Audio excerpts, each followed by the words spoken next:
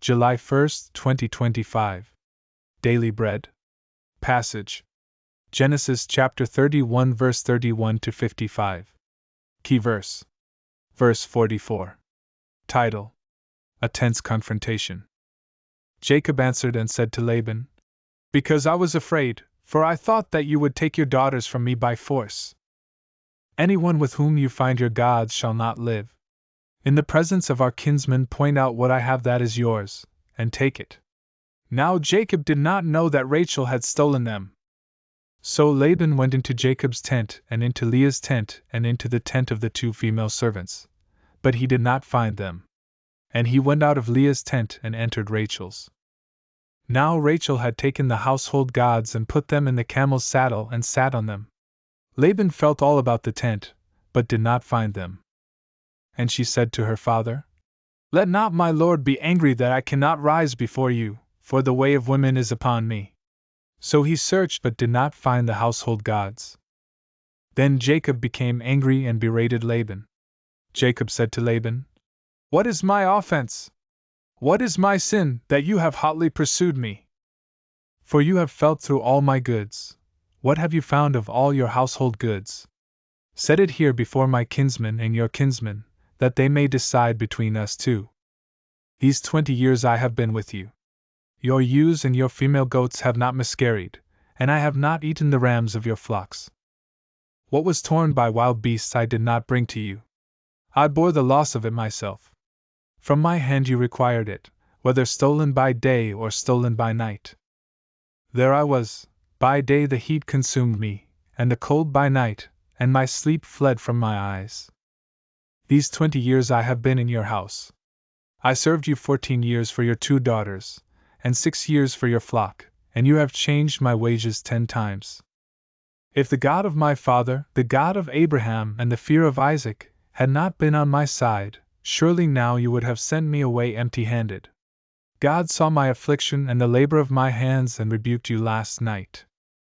Then Laban answered and said to Jacob, "The daughters are my daughters, the children are my children, the flocks are my flocks, and all that you see is mine.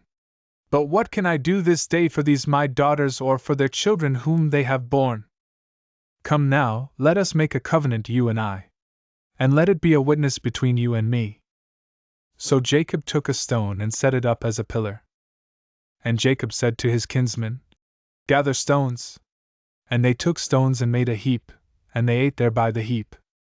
Laban called it Jegar-Sahadutha, but Jacob called it Galeed. Laban said, "This heap is a witness between you and me today." Therefore he named it Galeed.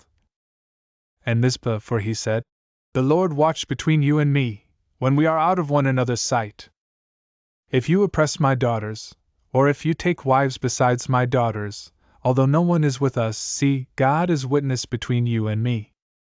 Then Laban said to Jacob, "See this heap and the pillar, which I have set between you and me. This heap is a witness, and the pillar is a witness, that I will not pass over this heap to you, and you will not pass over this heap and this pillar to me, to do harm. The God of Abraham and the God of Nahor, the God of their father, judge between us." So Jacob swore by the fear of his father Isaac. And Jacob offered a sacrifice in the hill country, and called his kinsmen to eat bread. They ate bread and spent the night in the hill country. Early in the morning Laban arose and kissed his grandchildren and his daughters and blessed them. Then Laban departed and returned home. Daily Bread Message.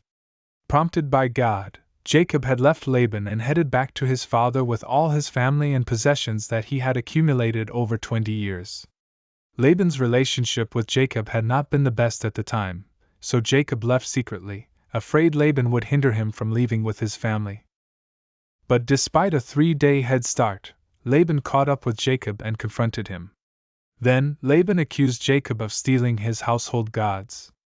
After Laban failed to find them among Jacob's possessions, Jacob shared his own grievances about being mistreated over the years by Laban. The air was tense as accusations flared. But God helped to turn the heated situation into a peace treaty between the two of them. When we fear God, we can confront others with respect for life and find reconciliation and peace. Prayer.